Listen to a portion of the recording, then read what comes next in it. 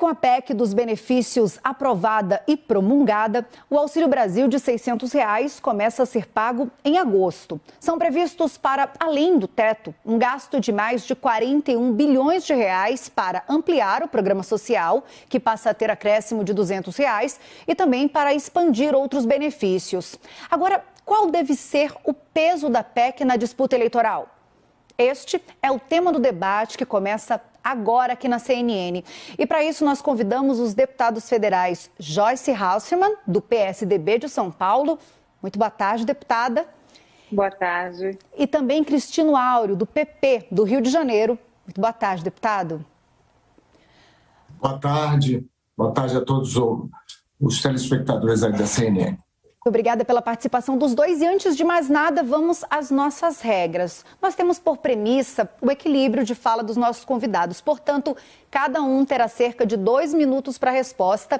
E para que eu não seja indelicada e interrompa a senhora e o senhor, nós temos uma sinalização. Quando o tempo estiver acabando, a minha imagem aparece na tela.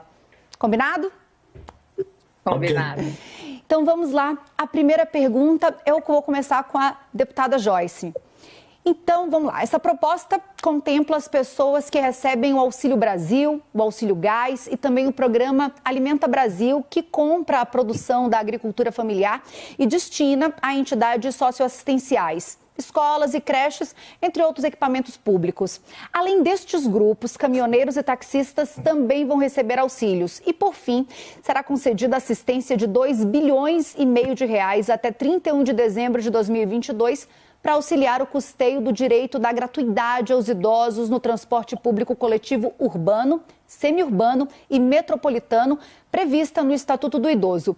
Portanto, a PEC contempla um bom e variado número de pessoas. A minha pergunta é: qual é o peso da PEC dos benefícios na disputa eleitoral, deputada? O peso da PEC é gigante. Nós temos aí, primeiro que colocar claramente que se fez uma PEC porque essa tentativa de comprar votos é inconstitucional. Mexeu-se num modelo que é a lei eleitoral vigente, porque a lei diz que um ano antes de qualquer eleição não se pode dar benesses a quem quer que seja, né? E nós temos aí o rompimento do que sobrou do teto de gastos, né, em mais de 40 bilhões de reais. Então a lei é absolutamente nefasta, é absolutamente pesada e é claramente compra de votos. Veja, nunca foi sobre os pobres. Se fosse sobre os pobres, o atual presidente da República teria feito um programa de transferência de renda com porta de entrada e porta de saída logo no primeiro ano do governo. Não, ele deixou, na verdade, a pobreza e a miséria se acumularem para agora, no final do período, quando se entra já nas vésperas do período eleitoral, jogar esse pacotão de benefícios que vai arrebentar a economia em 2023. Tem gente que está achando que vai ganhar o dinheiro, que está tudo certo. Vai ganhar o dinheiro, está bonito, tudo certo. Vai ser R$ 200 a mais no bolso. Não vai ser isso não, gente. Porque vai gerar mais inflação, vai ter dólar mais alto, como já está tendo, o dólar disparou. E a gente vai ver realmente que esse auxílio a mais vai ser corroído pelo processo inflacionário. Então, é muito arriscado para o país tudo que está acontecendo. Eu creio que o Supremo vai acabar barrando essa PEC, justamente porque fere diretamente não só a Constituição, mas a lei eleitoral. Nós não temos como ficar de braços cruzados. Eu vi que na Câmara muita gente se acovardou, muitos deputados disseram, olha, eu sei que a PEC é ruim, eu sei que vai estourar o Brasil, eu sei que vai acabar com o teto de gasto, mas na hora H votaram a favor por medo do processo eleitoral. Obrigada, deputada. Agora, deputado Cristino, para ser justa, vou contextualizar novamente. Esta proposta contempla as pessoas que recebem o Auxílio Brasil, o Auxílio Gás e também o programa Alimenta Brasil, que compra a produção da agricultura familiar e destina a entidades socioassistenciais, escolas e creches, entre outros equipamentos públicos. Além destes grupos, caminhoneiros e taxistas também vão receber os auxílios. E, por fim, será concedida assistência de 2,5 bilhões de reais até 31 de dezembro de 2022, para auxiliar no custeio do direito de gratuidade aos idosos no transporte público coletivo urbano, semiurbano e metropolitano, previsto no Estatuto do Idoso. Portanto, a PEC contempla um bom e variado número de pessoas. Então, a mesma pergunta eu faço para o senhor. Qual é o peso da PEC dos benefícios na disputa eleitoral? Olha, primeiro eu respeito muito a deputada Joyce, admiro, combativa, o conteúdo. A gente faz um bom debate, fez um bom debate na Câmara e continuamos aqui. O fato concreto é que essa PEC ela se insere num ambiente muito maior, né? Eu discordo de que ela seja eleitoreira, né? É uma visão de que, imagina, as pessoas mais pobres elas têm direito a ter a opinião, ou seja, o voto das pessoas mais pobres ele é formado de uma série de maneiras e não é através, eventualmente, de um auxílio no momento de emergência que se vai, de alguma maneira, comprar a consciência dessas pessoas. A PEC ela vem fazer, na verdade, o coroamento de uma série de outras iniciativas. A PEC é uma iniciativa do Parlamento, ou seja, ela se iniciou no Senado já desde fevereiro. Aliás, está contida numa discussão que passou pela desoneração dos impostos estaduais, né, através dos PLPs 11 e 18, e que já se refletem na bomba. Essa PEC, assim como uma que eu apresentei quase ao mesmo tempo na Câmara, ela trata de fazer com que, além de desonerações, a gente tenha esses incentivos ou subsídios focalizados. E diz respeito ao fato de que a arrecadação, tanto dos governos estaduais quanto do governo federal, principalmente, foi incrementada nesse exercício de 2022 exatamente na conta combustíveis arrecadados em cima da população. Então, a guerra que se colocou, somando aos efeitos da pandemia, gerou sim a necessidade de providências. Acho até que esse debate se estendeu desde o início do ano até aqui, se aproximando das eleições, mas em vários países há eleições esse ano, como é o caso da França, que teve eleições presidenciais, é o caso dos Estados Unidos, que haverá eleições parlamentares no final do ano. Interromper o senhor. E nem por isso esses países deixaram de ter algum tipo de incentivo, benefício ou desonerações. Vamos lá, deputado, que o senhor estourou um pouquinho em tempo, mas eu continuo com o senhor, já que eu fiz a primeira pergunta para a deputada Joyce. Então vamos lá, nossa segunda pergunta é a seguinte: o ministro da Economia, Paulo Guedes, defendeu na última quinta-feira a PEC dos benefícios e afirmou que o cenário fiscal brasileiro segue forte em meio às incertezas internacionais. Na visão do ministro, a medida utilizar recursos não orçados como forma de pagar pelas ações de combate ao que classificou de guerras enfrentadas pela geração atual. Guedes disse ainda que a PEC não é eleitoreira. Qual a sua avaliação sobre este posicionamento do ministro da Economia, deputado?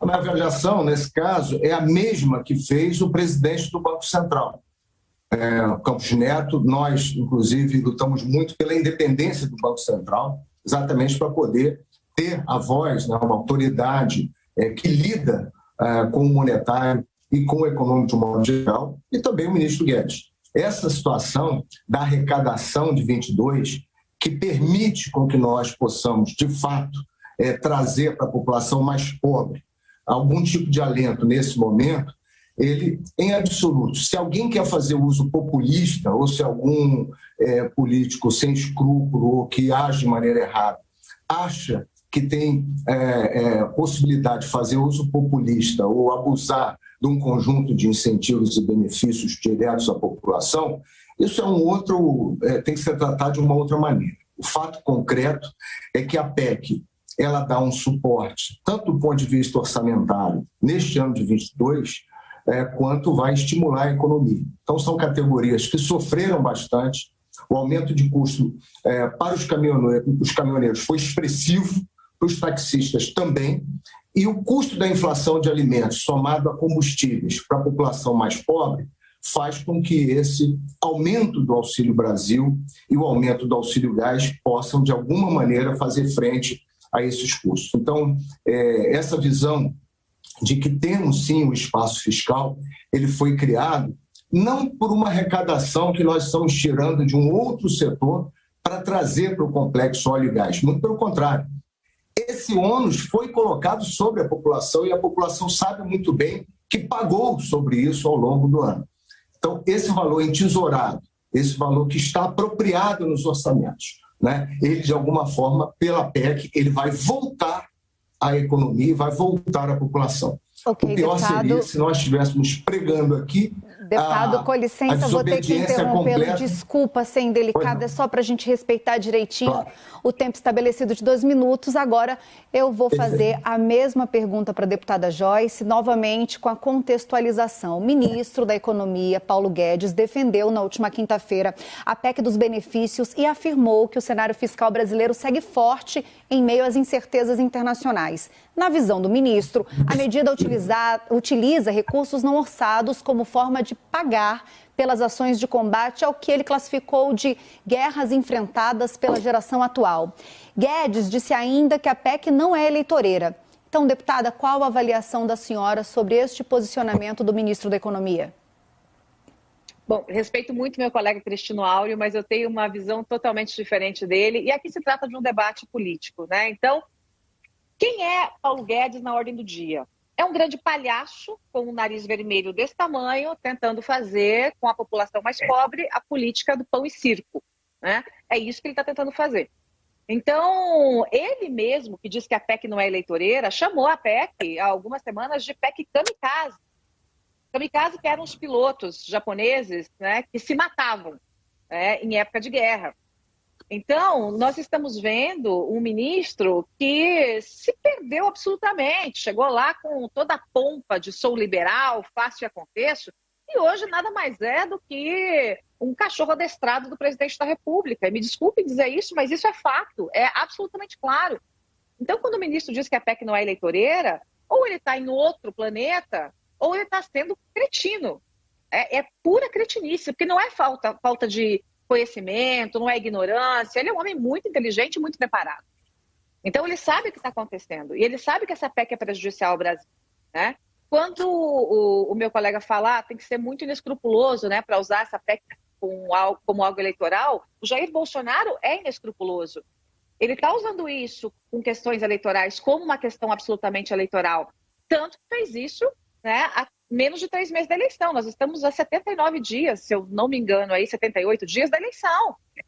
Isso foi promulgado agora, no final de semana, na sexta-feira. Então, e com um discurso absolutamente eleitoreiro que foi feito dentro lá do Congresso Nacional, quando houve reunião do Congresso. Então, é lamentável que se faça isso com a população brasileira, porque, como eu disse, nunca se tratou dos mais pobres.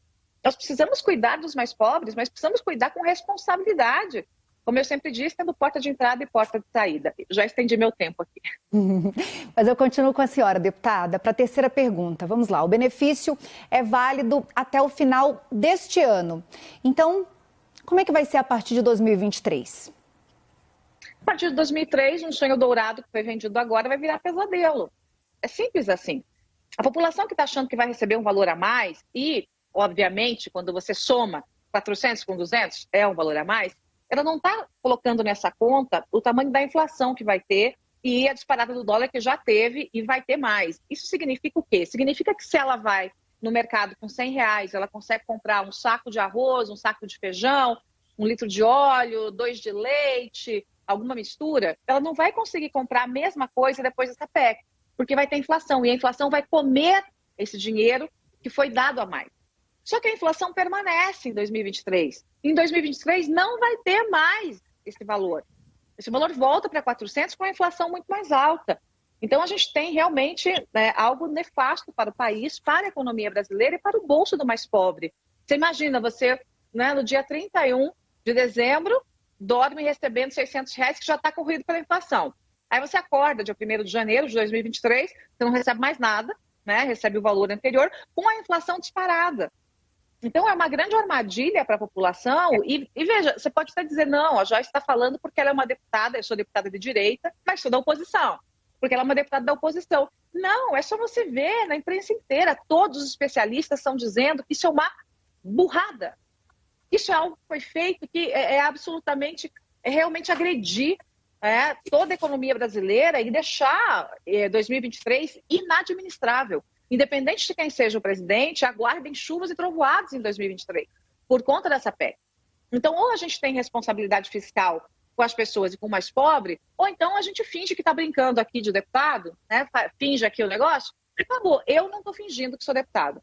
Então, eu paguei o preço, fui contra, e uma das 14 em primeiro turno que foram contra a PEC. Vamos lá, deputado Cristino, terceira e última pergunta para o senhor também. O benefício é válido até o final deste ano e depois como é que fica a situação em 2023 na sua avaliação? Olha, primeiro é o seguinte, eu também sou deputado de verdade, estou lutando muito e fiz do meu mandato, não só agora, mas um mandato de responsabilidade fiscal. A responsabilidade fiscal que eu defendo não é de almanaque. Eu enfrentei um dos momentos mais difíceis do meu Estado em recuperação fiscal e fui, juntamente com o secretário de Fazenda, eu na Casa Civil, que defendi medidas duríssimas no meu Estado, enfrentando a necessidade de se contrapor a um populismo muito grande. Então, eu entendo bem o que é responsabilidade fiscal. E essa responsabilidade fiscal é que me faz dizer claramente: o aumento de arrecadação deu suporte à PEC. Como relator de plenário, eu afirmo que essas contas só de royalties, participações, elevação dos tributos federais, dividendos da Petrobras, nós arrecadamos o suficiente.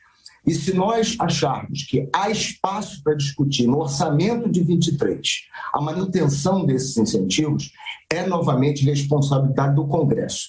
Essa PEC não é uma medida provisória do governo, não foi proposta pelo governo. Foi o parlamento que discutiu e aprovou por sua imensa maioria. Então, eu não quero adjetivar pessoas, não quero aqui colocar dessa forma, mas eu quero dizer claramente: houve o espaço e há o espaço para se fazer. Nós precisávamos combater os efeitos da inflação que já existe. Essa inflação não foi causada pela PEC. A PEC ela vai amortecer os efeitos da inflação de alimentos sobre a população, fazer com que haja compensação, quase $1 bilhão para os caminhoneiros, de investimento na compensação sobre aquilo que eles já gastaram. E nós vamos para 23 discutir a possibilidade se existe esse espaço. Discordo muito de vários especialistas que vieram a público dizer que ela é inflacionária, mas não dizem que se a PEC não fosse colocada, a desmobilização e a recessão iriam causar um mal insuportável ao nosso país e às pessoas mais pobres na fila do osso no açougue e no supermercado captando sobra em caminhão de lixo. Muito obrigada, deputado. Vou ter que interromper, infelizmente, o senhor novamente, porque o tempo acabou, mas eu já aproveito para agradecer muito a participação dos dois nesse debate aqui no domingo à tarde. Nós conversamos com os deputados federais Joyce Halsemann, do PSDB de São Paulo, e Cristino Áureo, do PP do Rio de Janeiro. Muito obrigada novamente. Obrigada, boa tarde a todos. Boa tarde.